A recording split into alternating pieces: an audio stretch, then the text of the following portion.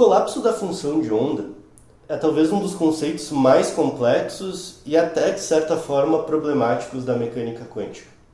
Se a gente olhar alguns livros contemporâneos didáticos para quem está aprendendo mecânica quântica, muitas vezes esse termo nem mesmo é mencionado. Alguns livros vão passar longe ao problema do colapso da função de onda, e isso também se refere ao que a gente chama de problema da medida na mecânica quântica. Historicamente, quando se dá origem a esse conceito, quando se pensa sobre esse conceito, começam a aparecer interpretações sobre o que seja esse tal de colapso, como ele funciona e o que causa ele. E isso vai dar origem a uma série de interpretações, vai dar origem a uma série de especulações filosóficas sobre o que está envolvido nesse processo de colapso da função de onda. Muitas dessas especulações, com o tempo, acabam sendo abandonadas, acabam sendo esquecidas dentro da academia, dentro da comunidade de cientistas, mas acabam sendo aproveitadas por pessoas fora do campo científico.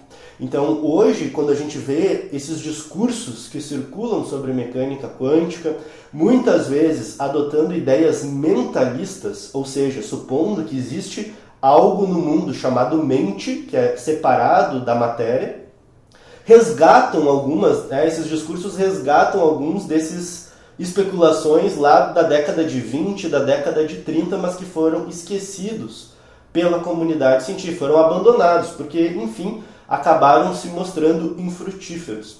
Então, o problema da medida e o problema do colapso da função de onda, ele é um problema filosófico nevrálgico dentro da teoria, mas que ele acaba sendo resolvido com o passar do tempo por uma forma materialista, por uma forma fisicalista, sem precisar adotar conceitos como consciência, como mente, como foi especulado filosoficamente na década de 20 e na década de 30. Então, as pessoas que hoje falam sobre colapso de função de onda nas redes sociais, em livros que não são livros científicos propriamente, elas acabam transformando as hipóteses originais, que surgiram lá da década de 20 e 30, acabam assumindo elas como verdadeiras e acabam, de certa forma, abandonando toda a evolução dessa discussão nas últimas 7, 8 décadas que vem acontecendo. Mas o que é o colapso da função de onda? O colapso, esse conceito, ele aparece justamente no problema de representar um sistema quântico. Quando a gente passa a ter a chamada mecânica ondulatória, que foi proposta pelo Schrödinger, a gente vai representar um sistema físico, um elétron, por exemplo. A função que representa esse elétron é a solução da equação de Schrödinger. E essa função é uma função contínua, que se distribui pelo espaço. Mais do que isso, enquanto eu tenho esse elétron lá, num sistema fechado, dentro de uma caixa, por exemplo, existem várias soluções possíveis. Então ele está também no que a gente chama de uma sobreposição de estados, que é a soma de todas essas funções de onda que são solução da equação do Schrödinger. O problema é, quando eu não estou medindo, o sistema está sendo descrito por essa sobreposição de funções. Então eu tenho vários estados sobrepostos, com valores físicos diferentes para caracterizar aquele sistema.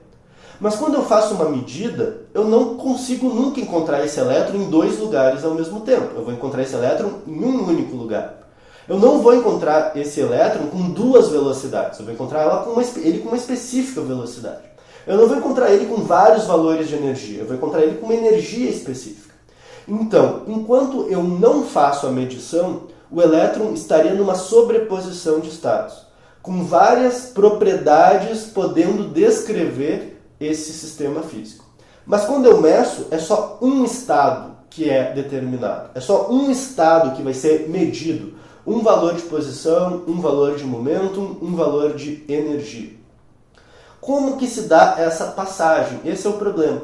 Como que algo que estava numa sobreposição de estados agora passa a ter um estado muito bem definido. Matematicamente, agora eu vou precisar representar esse elétron por uma função de onda muito bem característica. Se for em termos de posição, eu vou precisar de uma onda muito bem localizada, um pacote de onda muito bem localizado para representar a posição desse elétron, que antes, na verdade, podia ser uma função muito bem distribuída. Como que se dá essa passagem de uma onda, talvez distribuída pelo espaço e agora para uma onda muito bem localizada, ou para uma sobreposição de estados de energia para um estado com uma única energia bem definida. Essa passagem entre algo que está disperso no espaço e que é uma sobreposição para um estado muito bem definido é justamente o que passou a ser chamado de colapso da função de onda. E ele acontece no momento da medida. No momento em que eu faço uma medição sobre esse elétron, vai acontecer esse processo de colapso da função de onda. A questão toda é o que causa o colapso e como que ele acontece. A gente pode entender que o colapso ele é causado pela interação desse sistema físico com o aparelho de medida. Então, a interpretação que o Niels Bohr ofereceu é: quando eu tenho esse sistema microscópico, em contato com algo macroscópico, deve haver o colapso da função de onda, o que deve determinar justamente a energia, o momento, a posição em que esse elétron deve ser observado. Então, essa interação e esse colapso se dá de forma material. Não há necessidade de nenhum observador, não existe essa noção de uma mente, de uma consciência que está por trás desse colapso da função de onda. Quando a gente vê alguns vídeos na internet falando sobre dupla fenda, às vezes a pessoa coloca isso: eu vou observar o elétron e isso causa o colapso, como se fosse um observador consciente. Mas não, é o objeto material, é um instrumento, é um equipamento que vai interagir e vai fazer com que essa onda acabe colapsando, ou seja, passe a ser representada como algo muito bem definido no espaço. Algumas especulações, algumas problematizações dessa situação se deram justamente na década de 30, quando algumas pessoas passaram a discutir que esse objeto macroscópico, que é o aparelho de medida, ele não interage como um todo com o elétron. Vai ser algo que está ali na ponta, na extremidade desse aparelho, um outro elétron, por exemplo, que vai acabar interagindo. Então é como se também tivesse algo representado por uma função de onda interagindo com esse outro sistema que também está representado por uma função de onda. Então, na verdade, tu teria aí algum tipo de entrelaçamento entre essas funções de onda. E não faria sentido surgir um colapso, porque, na verdade, tu teria uma nova função de onda para representar esse sistema. Dessa forma, o colapso nunca deveria acontecer. E a gente deveria ter, na verdade, sempre sobreposições de novos estados e sobreposições de novas funções de onda. Como que se resolve esse problema? É justamente um dos objetos de debate das diferentes interpretações da mecânica quântica.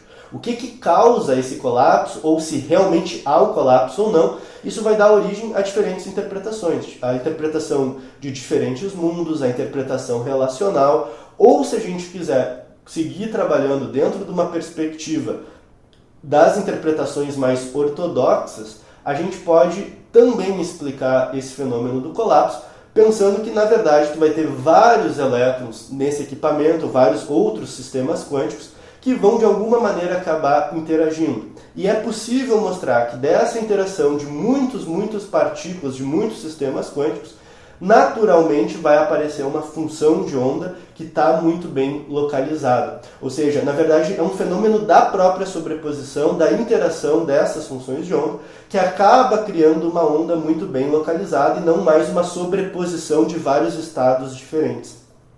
Então, na verdade, tu não precisaria adotar nenhuma outra espécie de conceito, não existiria um conceito novo chamado colapso, mas simplesmente essa interação de muitos sistemas que conduziria para um pacote muito bem localizado, ou no espaço, ou com uma energia muito bem definida. Justamente na década de 20 e de 30, algumas pessoas propuseram que, uma vez que há essa interação entre a função de onda do elétron com do equipamento, e isso não geraria colapso, as pessoas imaginaram que talvez precisasse de algo não material que causasse o colapso. Então, a introdução do conceito de consciência como uma especulação filosófica vem pelo caminho do colapso. Seria ela responsável por colapsar a função de onda. Mas, como eu acabei de mencionar, a gente consegue dar conta de explicar o colapso por uma via de interação física. Pela interação do equipamento, com todas as funções de onda, com a função de onda da partícula, naturalmente haveria esse estreitamento da função de onda. Ou seja, a mente, a consciência, não é uma hipótese necessária para que a gente possa descrever esse fenômeno de colapso da função de onda, e há várias outras interpretações que também dão conta disso sem precisar introduzir esse conceito de mente ou de consciência. Então, basicamente, o colapso é algo que acontece no momento da medida e que hoje a gente consegue explicar por uma via puramente materialista.